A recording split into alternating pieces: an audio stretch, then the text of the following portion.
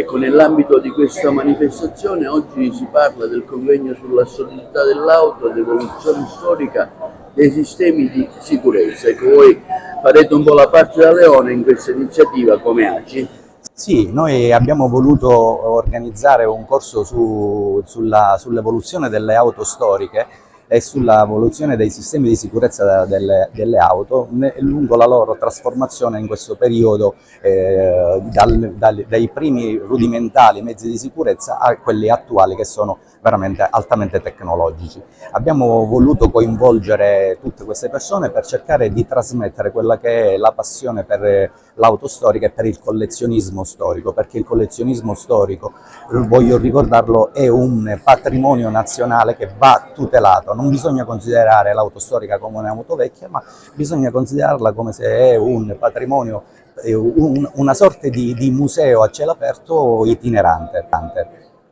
In questa Isola dei Tesori, in questa settimana siete stati presenti anche in piazza Cavour, domani lo sarete con un'altra manifestazione di autoepoca. Ecco, racchiudiamo sinteticamente l'evoluzione che avete avuto in questo Noi momento. abbiamo voluto partecipare a questa manifestazione di Arco Experience con alcune delle nostre manifestazioni dove noi siamo più vicini, cioè quello del mondo dell'automobile. Abbiamo realizzato sia questo convegno di oggi, domani faremo un raduno di auto storiche per portare tutti i partecipanti della Sicilia a vedere le nostre bellezze paesaggistiche come quella della Valle dei Templi e della Scala dei Turchi, e soprattutto abbiamo fatto anche una mostra fotografica delle gare agrigentine che vi invito a voler visitare presso il Palazzo di Governo, presso la prefettura, grazie anche allo stimolo che ci ha dato Sua Eccellenza il Prefetto Filippo Romano. E ancora abbiamo anche realizzato questa esposizione di auto presso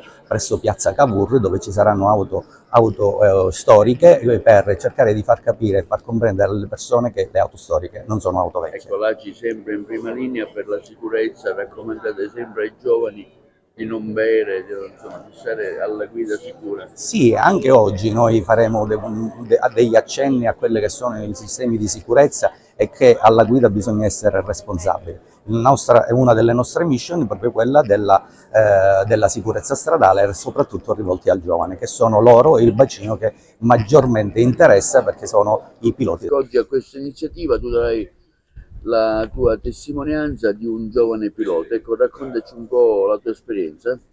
Sì, io ho iniziato all'età di 6 anni con i kart, ho partecipato a campionati regionali, italiani, europei e mondiali, per poi appunto a 15 anni passare nelle autovetture. Ho iniziato con Porsche per poi andare a finire anche in Lamborghini.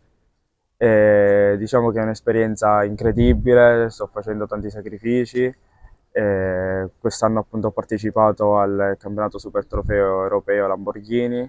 Ho fatto molte gare, più di 50 gare ormai in macchina, e questo è un anno molto importante perché appunto ho raggiunto pure la top 10 in Belgio.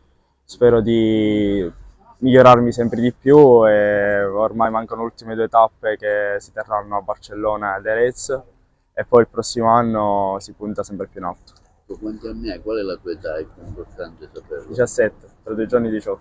Da 18 anni, diciamo, hai una carriera davanti, no? Sì, ancora è tutta in salita, però diciamo i presupposti per fare bene ci sono tutti, si può solo crescere, quindi speriamo bene. Ecco, che consiglio dai a un tuo coetaneo che vuole approcciarsi al mondo dell'auto, delle corse? Beh, ci vuole tanto impegno, tanti sacrifici, bisogna allenarsi molto per questo. Io comunque ho delle basi perché ho iniziato da molto piccolo. Giustamente se uno ha un sogno bisogna inseguirlo, quindi a qualsiasi età bisogna provarci. Sarà più difficile, però mai dire mai. I tuoi genitori ti hanno sorretto in questo, ti hanno sostenuto. Sì, sì, ma mamma e papà ci sono stati sempre, giustamente inizialmente con più preoccupazioni, però poi ci hanno fatto l'abitudine.